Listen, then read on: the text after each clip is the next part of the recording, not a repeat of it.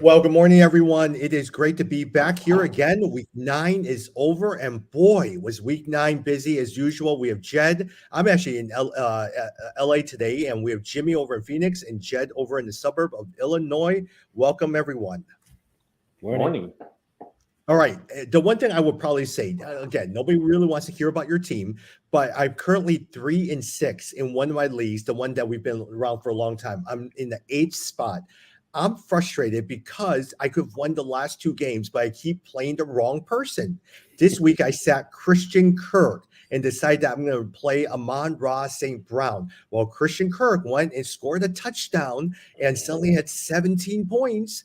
And then because of Robbie Anderson's constant uh, personal penalties, I lost a touchdown with DeAndre Hopkins, who Oh caught yeah, a last because minute because he touchdown. because he was offsides. He was Yes. offsides when he scored that touchdown. Yeah, I saw that.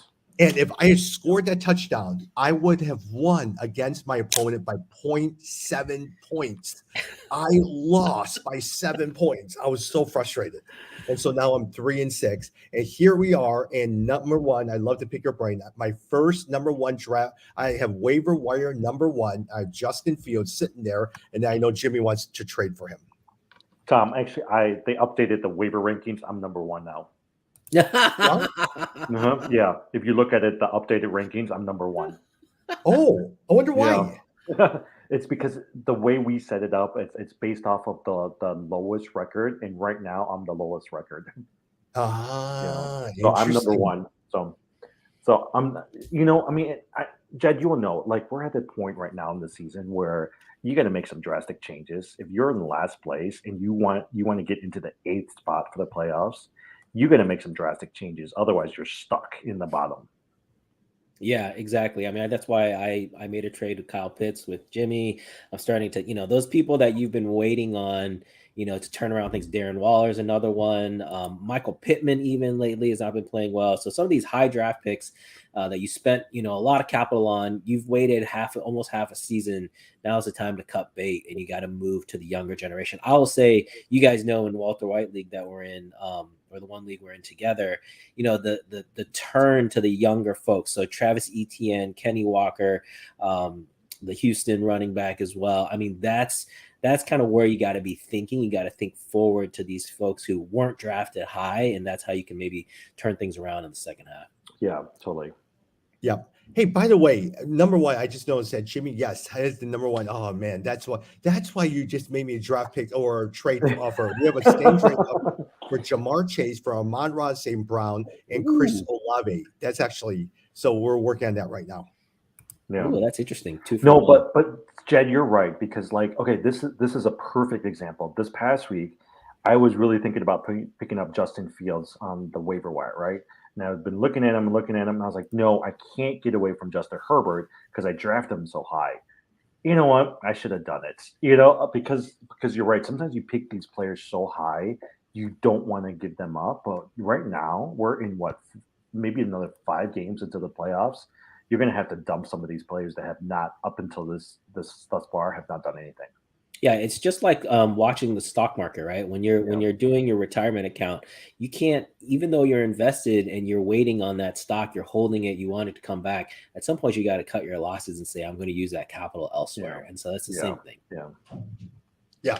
I Like agree. even for instance, a lot of times I base my entire draft around Cam Akers, J.K. Dobbins, Devontae Williams. Those are the three that I banked my thing on. Didn't work out. Last year was Antonio Brown. Didn't work out. And so a lot of times, all right, let's make some adjustments here in the middle of the season. Yeah. No, I agree. Yeah. With that said, my wife in our keeper league, how good is her team? Justin Fields is quarterback, Gabriel Davis, Justin Jefferson, Jamar Chase, Alvin Kamara, Ramondre Stevenson, and David Montgomery. And so that's a pretty good team for her. And Cordero Patterson is just sitting there on the bench. Hmm. What place is Yeah. she in? She's in first She's in place. first. Yeah. Okay, nice. Yeah. Justin Fields. Let's talk about that because there's two things I want to talk about as we start. Joe Mixon and Justin Fields. Justin Fields, I know Jimmy thinks he has high hopes. That's why he's picking up. Jed, do you think he's a real deal? Are you expecting, or eventually will you feel like defenses will pick him up and you won't see the production that we've been seeing? No, I do think he's the real deal. I mean, it is significant that he set the all-time rushing record over. If you looked at it, I think Mike Vick had like 5 of the top 7. Yeah, yeah, But the fact that he did more, I mean, and again, just like Mike Vick, like people didn't give Vick credit for his ability to throw, and I think that's the same thing with Fields. I mean, how many passes were dropped in that game, right? Like when you look to that Miami game, there were several first downs perfectly thrown. The wide receiver dropped the ball. So I am very excited. I think it is a harbinger of what to come. But for fantasy purposes, I do think it's tricky. I think it's hard to know, especially for this year. I think in a keeper league, yes, I think you want to draft him, you want to hold him. But for trying to get into the playoffs over these next, 3 to 4 weeks, I mean, on the other hand, it is you want to shoot for the moon, and I think he is someone who can do that. When he produces well, it could be very high. yeah. I mean, I kind of look at it and just say, look, I got Justin Herbert as a quarterback. I'll keep him as a backup. He's been averaging roughly about 20 points a game, and I'm in last place, right? I need something to if I can go with Justin Fields and he can score 30, 35 points on a weekly basis, that's 15 extra points that I have in one of my players that I'm trying to make up, especially with the Jamar Chase out. So I'm just trying to get out last place and make it to the playoffs. Yeah. Now, are you guys concerned by the very fact that he does have a great running ability, 178 yards, but he's still working on improvement on the throwing? And so a lot of times the Darnell Mooney, the Chase Claypool, and all that stuff may still not get it going. Well, I think I don't know. I mean, I'll give the Bears this, right? The Bears have never been known as the types of teams that adjust midseason, but they've adjusted midseason. They started off really being conservative with Fields. They tried to spread it out. They tried to push the running game. The running game is still doing pretty well, but what you've started seeing is they've really centered their offense now around Justin Fields, right? Mooney's gotten better. Komet picked up 2 touchdowns. And so if they can protect him and he doesn't get injured as he's running around, and they're giving him space to maneuver, I think he'll do well. Yeah. Jed, did you see, as Jimmy has a phone call, Jed, did you see what Mike McDaniel said to Justin Field on the sideline during the Miami game? No, I didn't. I missed He it. went up to him and just said, just stop it. Just stop it. Nice.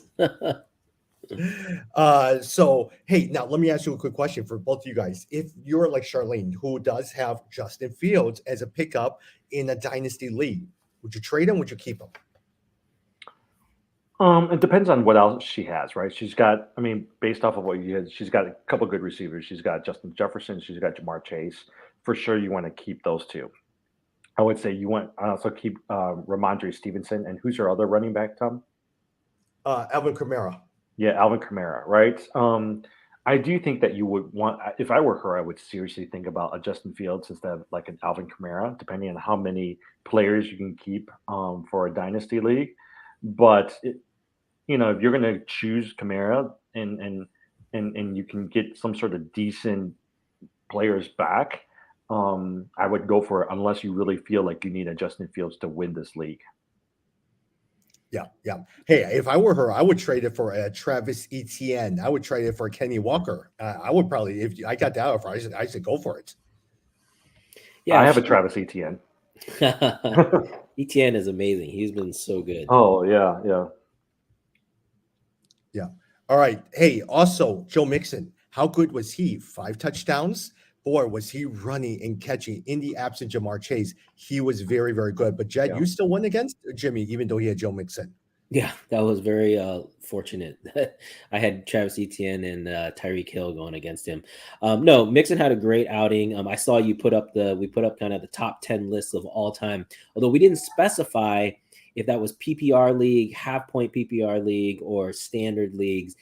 Because depending on your scoring, it'll be interesting to see where he netted out relative to everyone. But essentially, if you get 5 touchdowns, I think the record is 6, I think I want to say. Mm-hmm. But like if you get like 5 touchdowns, you are definitely in the running for one of the best. Yeah. That's probably going to be the best fantasy performance of the year. Oh, yeah, yeah. The only thing is I am kind of glad that they have a break because I found that because Mixon has had these types of games in the past where he's done really well. But what I've noticed is the game right after that one, he usually doesn't do as good, right? So I'm glad that he's at least gotten a break.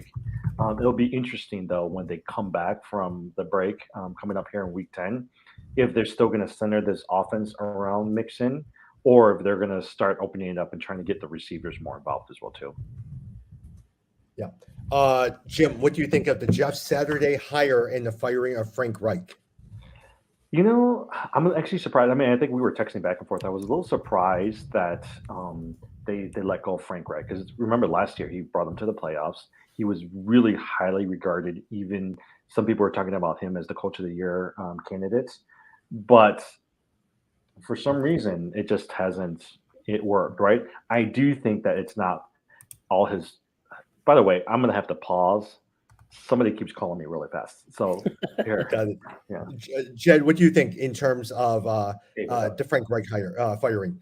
Yeah, well, I mean, it was a surprise, of course, but I do think when you think about Indianapolis, you just think about the huge expectations going in. Everyone really, had high hopes for Jonathan Taylor and Michael Pittman, and then bringing in Matt Ryan. Really felt like this was going to be a playoff team with championship aspirations, and they've really come to earth, right? Matt Ryan did not perform well. The fact that they're just benching him really for money reasons. I mean, clearly the team is a little bit lost. And so I'm not surprised it's come down to the coach. I mean, that's generally one of the moves, right? When the teams don't meet expectations. But from all accounts, he's supposed to be a great guy. Hopefully he'll get another chance. So it was a little bit of a shock, but you have to remember the expectations that were so high at the beginning of the season now are completely gone. Which, in some sense, I actually blame it on the offensive line. Remember, one of the reasons why Andrew Luck retired because the offensive line was terrible. Chris Ballard, their GM, made a conscious effort, and they had one of the best offensive lines going. And from that point, Jonathan Taylor started going, opened up all the passing lanes. Phillip Rivers did pretty decent. The last couple of years with Carson Wentz and now with Matt Ryan, the offensive line has given up. So suddenly now Jonathan Taylor's not running, and suddenly it closes up all the receiving lanes for. I don't think Michael Pittman is that good of a receiver where he's like Jamar Chase that could, or Tyreek Hill where he could blow everyone away. And so suddenly now everything struggles. That's one of the reasons why I picked up Jackson, the backup running back, because I do think at some point, if Taylor continues to go down this route, they might shut him down for the year. Yeah. But at the end of the day, look, I think a lot of times they're not going to do any well. They're going to keep playing this backup quarterback from UT.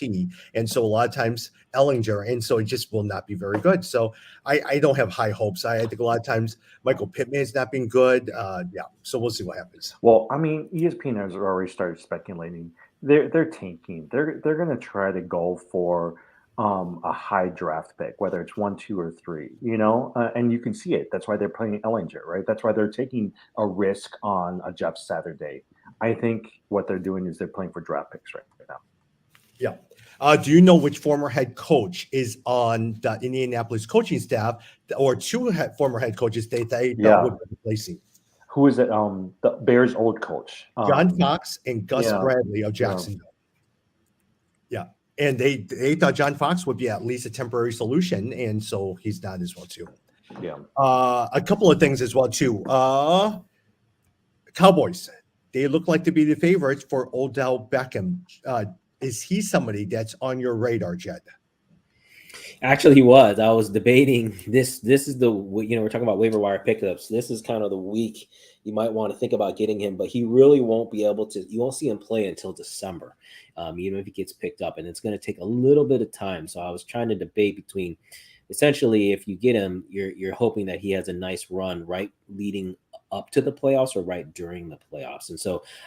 I mean, there aren't very many options now on your waiver wire that could really make a true difference. Like they could get you an extra 5 points maybe, but Beckham is someone who could get you an extra 10, 15, even 20 points.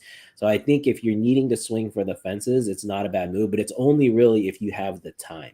So if you're like someone who's in the top half, you've got time, you're preparing for the playoffs. It's really not someone that, you need immediate help now, then you probably not going to be able to do that. But don't you guys think that the wide receiver, the receiving corps for Dallas is so crowded? You got Gallup, you got CeeDee Lamb, you got Dalton Schultz, you got Tony Pollard, right? That was the only reason why for me I was hesitant to go after Odell Beckham Jr. because I didn't know how much he would be able to help during these playoffs. Yeah, that's a good point. Although I still think talent wise, honestly he takes that true number one, which lets CD Lamb slide into the number two, which we've discussed how really that's better suited for him. So I think he would still do enough to where he would get more of the share of the targets, even in that offense. But that's a good point. There's a lot of mouths to feed. And Dalton Schultz is another one you should take a look at. A lot of people have had him dropped off in the waiver wires, and he's done pretty well the last 2 weeks, and so not a bad person to look at. Jim, waiver wire pickups. Kenyon Drake. He ran for 24 times for 93 yards, 2 touchdowns. We keep going back to him as well as Gus Edwards. Yep. Gus Edwards. Yeah. What do you think of Kenyon Drake? Here's my thing is, like, I think he did well, but you can never fully trust these running backs for Baltimore. I feel like every week there's going to be somebody different. My guess is, right, like Kenyon Drake did well. Next week, you never know, that he might not do well as well, too. Isaiah Likely scored a touchdown yesterday at 32 yards receiving, but then you're also kind of looking at Mark Andrews coming back as well too. So I feel like the players for Baltimore are types of folks that you never trust. You can't really fully trust because of Lamar Jackson, how he plays. Yeah. That Isaiah Likely pickup that I had him, Jimmy, that was crazy. I didn't think that you would get a touchdown, but I think he only had 2 receptions and one was a touchdown. So. You know what? Okay, so you know what was funny about it? Because before you picked him up, this was the same thing with Khalil Hilbert. I was sitting there looking at him, right? And the only reason I was looking at him, I was like, should I pick him up so that someone else doesn't pick him up? And I was sitting there thinking about it. And then you know what? You picked him up. And I was like, shoot, I should have pulled the trigger. And that's the thing is I didn't need him. But sometimes I'm like, you want to pick up a player so that somebody else doesn't pick him up. Yeah, that's advanced strategy. If you match up against, the weakness of the team you're playing against and what they're looking to pick up, and you go and get the best player at that position. That's pretty smart. Because I was speculating. I was like, I bet Jed's looking at the same thing, and he might need a tight end. I should pull the trigger. But then I was like, okay, which players do I drop just for this tight end that Jed can't pick up? And that was the difference. That was the difference. Yeah, that was the difference of the matchup between us. Yeah, it was. Yeah. By the way, we didn't talk Friday as well too. And in some sense, actually, Michael Thomas is once again out for the year with the dislocated toe. The New Orleans Saints continue to start Andy Dalton. Jameis Winston is recovered from his injury, is healthy, but they continue to play Andy Dalton. For you guys, is there anyone that you guys like? Alvin Kamara had his lowest receiving yard here during the season since week 3.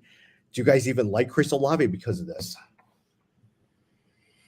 I mean, I think they're a mess right now, and so I don't. I mean, I like Olave as a long-term prospect, but for immediate help, it's a tough situation. If you saw yesterday, Dalton has still got some juice left. It's just he didn't have any time. The guy was getting destroyed behind the line, and so it's a tough situation. I would say from a fantasy standpoint, I wish that they would bring back Winston. Because here's my thing. Look, from a fantasy, I don't care if they win or not, but I care about the stats. And Winston can throw that sucker, Give me some Winston, give me some Taysom Hill. I actually think fantasy-wise, Olave would really benefit from them. Yeah, but Jawan Johnson actually scored a touchdown yesterday as a tight end. I mean, there's actually some pretty decent tight ends out there on the waiver wire. We talked about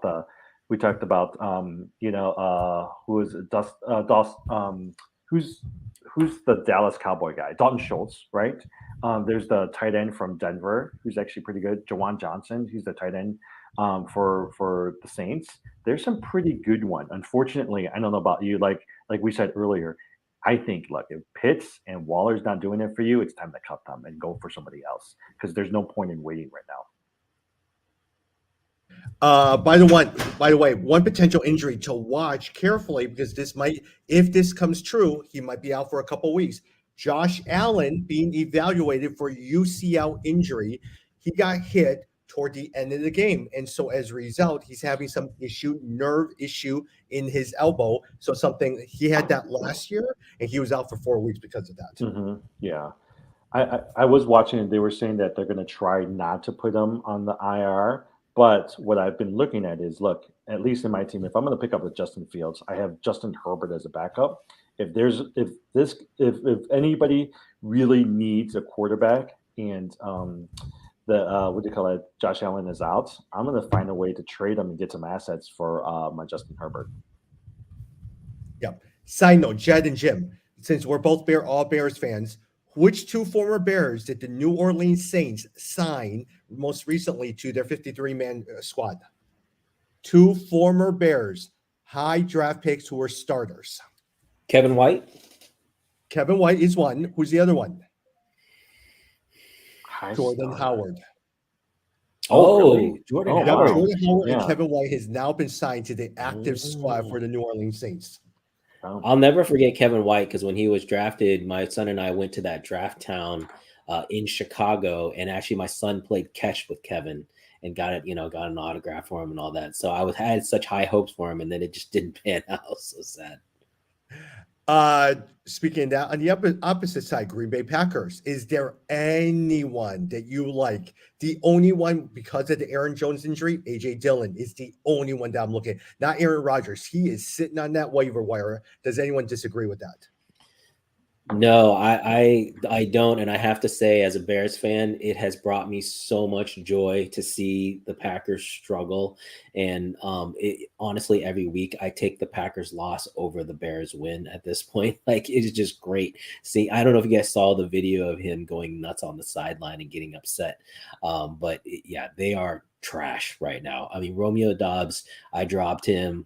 Like you said, Aaron Jones, I'm holding on. I'm actually benching him because of the injury. AJ Dillon's interesting, but they're so lopsided right now that defenses are able to just key in on that running game, and it's just really hurting them. Aren't you surprised by him? Because early in the season, they did so well using both Dillon as well as also for Aaron Jones, right? Like they did really well. And I don't know what happened these last few weeks, but it's like they completely went away from the running game.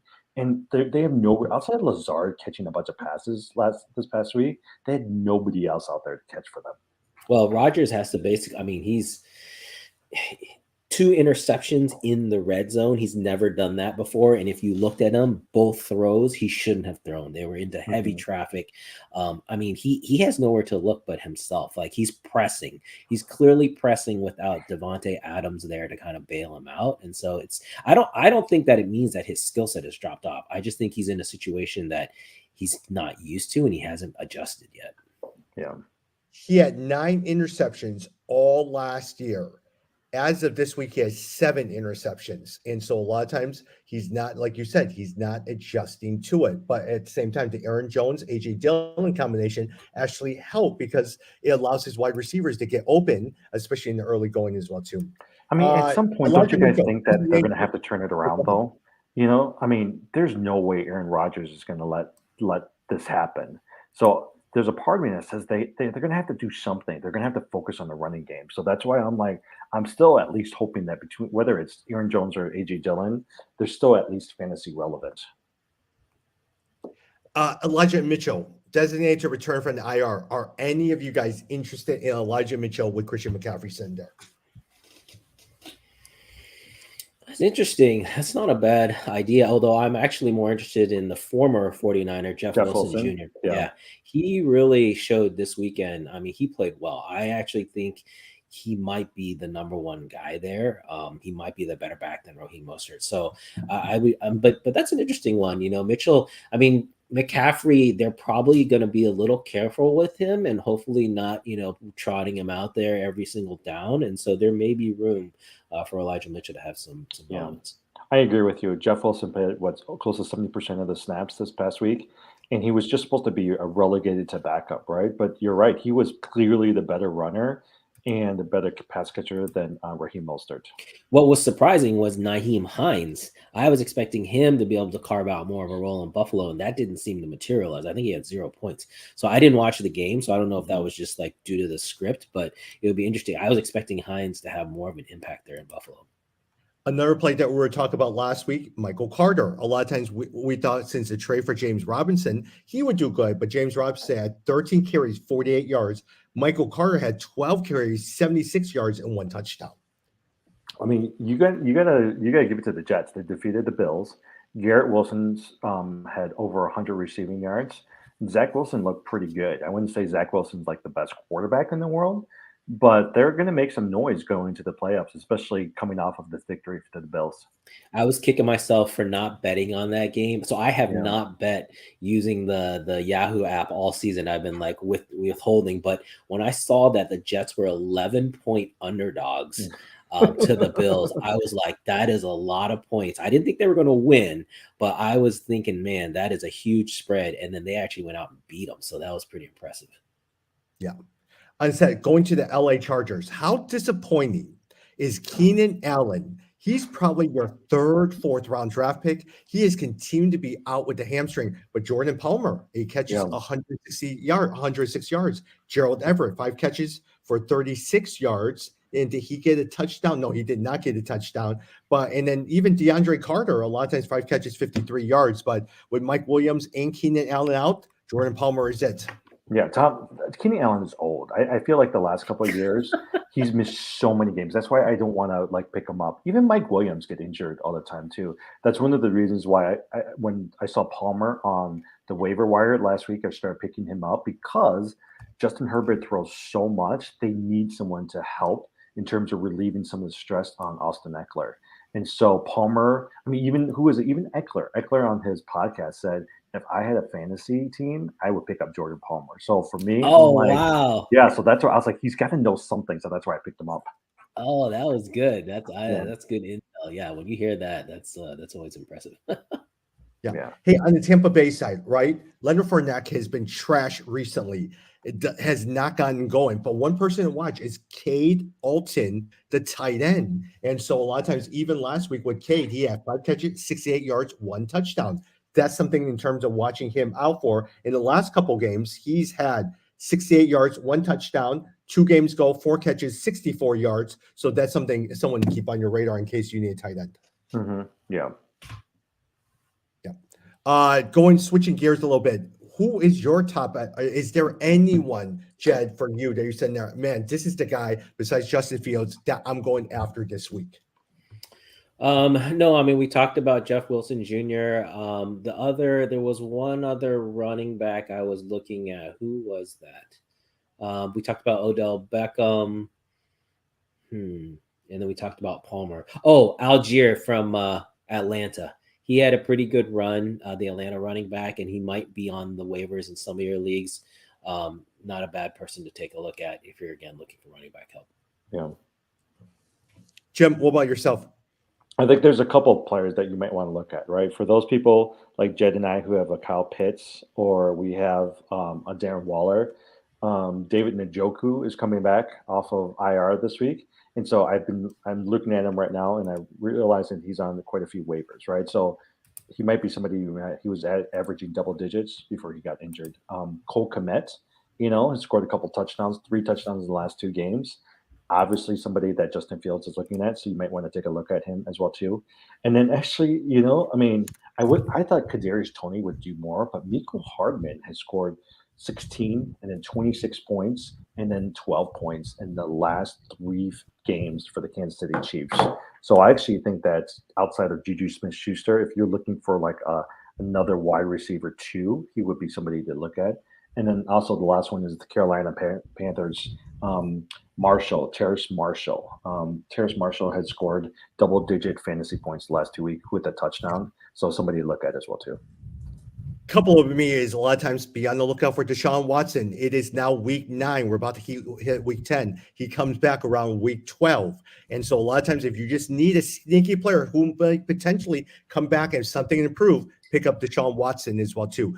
Dalton Schultz, he's actually on the wire. A lot of times take a quick look at him. Chuba Hubbard, I know a lot of times he's injured, but at the same time, if you do need a running back, I know Devontae Foreman is probably the clear one. But at the same time, Chuba Hubbard, he has some injury issues, might be a potential good one if you're desperate, only if you're desperate. And Otten over at Tampa Bay. I know a lot of people don't play IDPs, defensive players, but if you do, who's been really good? Javon Hargrave from the Eagles. Hargrave has had 13 points in 13 points in each of the last 2 games with at least six tackles, and then average of 2.5 sacks. But Hargrave is actually a really good player that is available right now. And they were raving about him the other day on Thursday Night Football. Yeah. Otherwise, hey, in our last couple minutes as well, too, fantasy basketball. We always like to talk about fantasy basketball here. There's no games tonight because of election night, but are there any teams or any players that you guys like that has really been on your radar? By the way, I really am enjoying my team. Every single week I sit there and just scroll down my team. I really enjoy my Well, team. because your team is insane. Like you're gonna just crush people. Like we might have to close the league because your team is too good. Like, but although, we'll see with Wembanyama next year. No, I'll just say I've been enjoying Pablo down in Panchero. He's been, it's just fun watching his stats and watching him get his points. But no, nothing has jumped out really. Well, the other one I'll say for me is again because Trae Young and Murray, like it's been nice seeing them together still get their points. So I've been happy with that. Jim, can I say one thing? You know who I've really enjoyed watching? Russell Westbrook. Has he done better? I haven't kept up with them. Since he's been on the bench, he has now got shot 3 points, 22 points, 19 points, 26 points, 18 points, and he is shooting over 50%, even 60% since he's coming off the bench. Yeah, he's more efficient, and he's definitely like taking more. He's driving more essentially, so he's getting those high percentage shots. Yeah, I mean, think about him back in OKC, right? I mean, and I wonder if it's because he had to play with LeBron and Anthony Davis, where he had to be more of the playmaker, and he was selected with his shots. You give him the offense, you tell him to shoot the sucker, he'll go for it. The person I've been impressed by, Maxey. Now that Harden and Embiid has been out, Maxey's gone off the last few weeks, so I really like him a lot. Yeah. If you are a fan of the Golden State Warriors, besides Curry, who is going off, the rest of the players stink. They cannot find a good bench. I was watching the game yesterday. Wiseman has now been benched. JaMychal Green has now been benched, where they're playing Moses Moody. They were playing for him a little bit. Kuminga was playing a little bit. They can't find Jordan Poole. What a disappointment he has been so far. Yeah. No, I mean, even like, for instance, like Klay Thompson's not the player that he used to be. Draymond Green is old, right? And so outside of Steph Curry, they've got nobody else that they can rely on right now. Yeah. One player, if he's sitting on your waiver wire for you to watch, Brook Lopez. We're now seeing remnants of the old Brook Lopez. The other day he had 25 points, but he'll at least get you one block a game. So if you just need a block, Brook Lopez is the way to go. I think the other person you might want to look at, especially with Chris Paul out, is Cam Anderson. They're going to need some sort of replacement for offense out there, and I think Cam Anderson is going to be a good pickup for everybody. No, I think he just got. If you take a look at, I'm pretty sure I just saw it come across. It's Cam Johnson, and he now is in COVID protocols. Oh, he is? Yeah. No way. Yeah, take a look at it. I'm pretty sure that I saw that come across. Also who is struggling with COVID protocols again?